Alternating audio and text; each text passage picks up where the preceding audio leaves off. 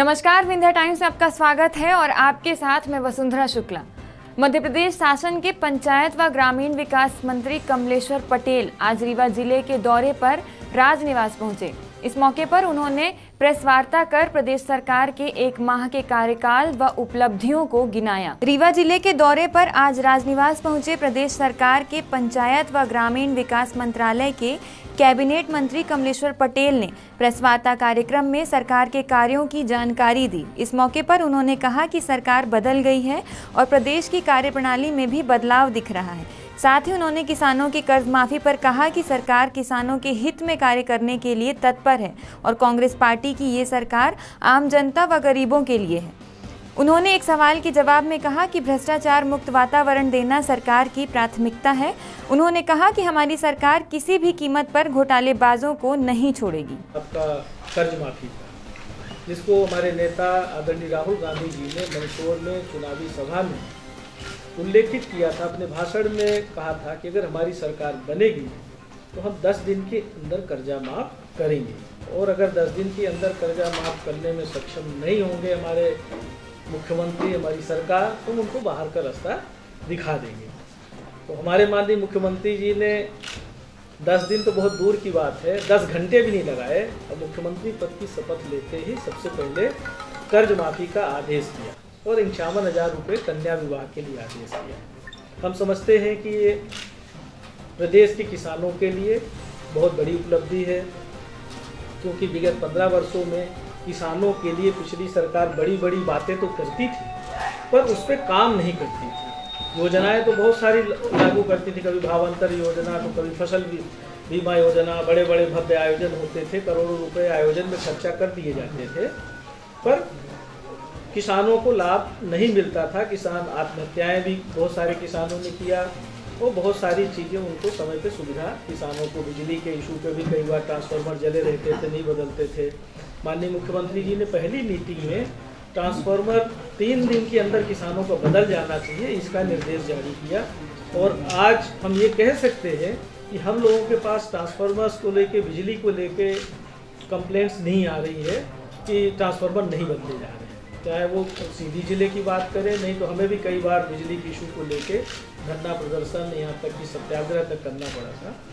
तो हमारी सरकार की प्राथमिकता में किसान सबसे पहले है, जिसका माननीय मुख्यमंत्री जी आपने देखा होगा अभी हर पंचायत में जो जिन किसानों ने भी फसल के लिए ऋण लिया था उनकी माफ़ी का नाम पंजीयन का काम शुरू हो गया है और बहुत ही जल्द उनके खाते में राशि भी आ जाएगी 2 लाख तक। तो पूरी तरह से संकल्पित है कि जो हमने वचन दिया है, जो हमारे वचन पत्र में है, हम उन सारे कामों को एक-एक करके 5 साल के अंदर पूरा करेंगे।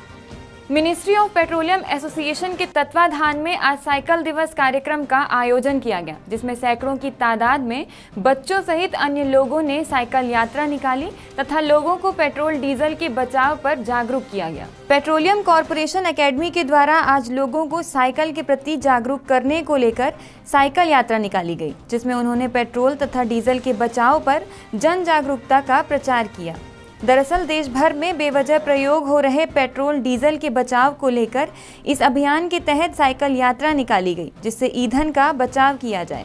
वहीं लोगों के स्वास्थ्य को देखते हुए उन्हें साइकिल चलाने की भी सीख मिल सके, जिस पर रीवा के मार्तंड विद्यालय से आज अपर कलेक्टर ने इस साइकिल यात्रा को हरी झंडी दिखाई, जिसके बाद सैकड़ों की तादाद में बच्चों सहित बुजुर्गों ने रैली में अपनी सहभागिता दर्ज कराते हुए शहर के विभिन्न मार्गों का भ्रमण किया।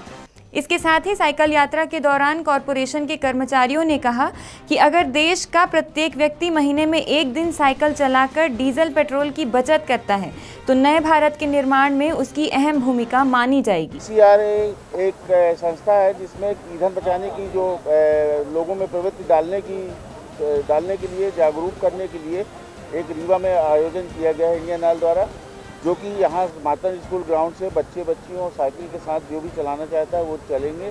कॉलेज चौराहा होते हुए, अपना प्रकाश चौराहा होते हुए, घोड़ा चौराहा होते हुए, जय स्तंभ होते हुए वापस यहाँ पे आएंगे। ये रैली करीब 5 किलोमीटर की रहेगी, जिसमें भागीदारी करीब 500 बच्चों की, 500 साइकिलों की। जनहित जनशक्ति विकास समिति के द्वारा आज शहर के पडरा स्थित शांति विहार कॉलोनी में स्वच्छता जागरूकता अभियान चलाया गया, जिसमें वार्ड क्रमांक 4 के लोगों ने सफाई कर स्वच्छता का संदेश दिया। प्रधानमंत्री द्वारा चलाए जा रहे स्वच्छता अभियान के तहत नगर निगम रीवा के वार्ड क्रमांक 4 में जनहित जनशक्ति विकास समिति द्वारा आज स्वच्छता कार्यक्रम आयोजित किया गया, जिसमें वार्ड वासियों ने सफाई कार्यक्रम में भागीदारी दर्ज कराते हुए वार्ड को साफ किया।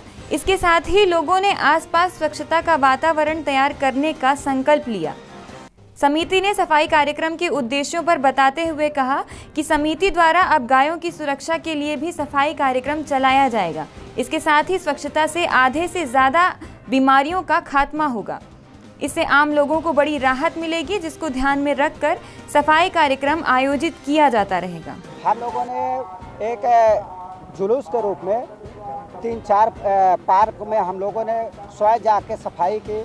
हमारी समिति के द्वारा वहाँ सफाई की गई। हम लोगों ने यहाँ पे आप देख रहे हैं कि ये जो यहाँ हौली है, यहाँ पे लोग बाग आते हैं और वहाँ पे डिस्पोजल की गिलासें दारू पीते हैं और वही पॉलीथीन के पन्नी वही फेंक के चले जाते हैं, तो उसकी कभी साफ़ सफाई नहीं होती। हम लोगों ने वहाँ जाके वहाँ साफ़ सफाई की और वहाँ पूरा स्वच्छ किया।